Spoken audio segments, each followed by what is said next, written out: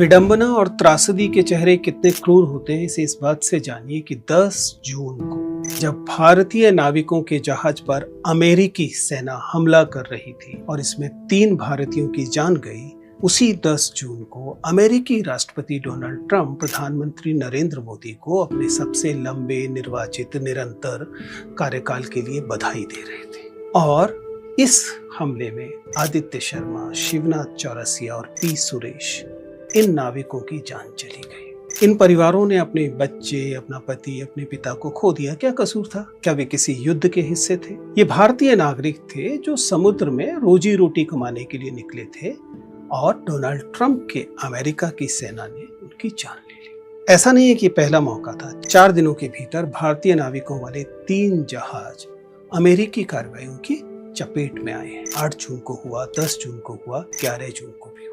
ऐसे लोग जो किसी युद्ध का हिस्सा नहीं थे।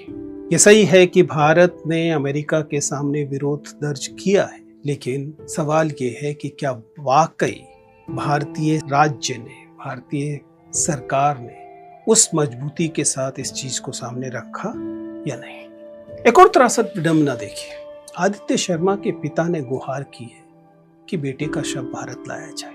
हम सब लोगों की संवेदना इन तीनों परिवारों के साथ है, लेकिन यही पिता राजेश शर्मा कुछ समय पहले गजा के नरसंहार का पूरा समर्थन कर रहे थे और कह रहे थे कि गजा को मिटा देना चाहिए। कितना विडंबनापूर्ण है। यहां से लोगों के मन में एक सवाल उठना चाहिए। सवाल यह है कि एक मजबूत राष्ट्र क्या होता है?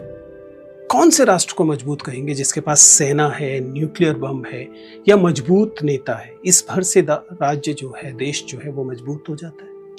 नहीं।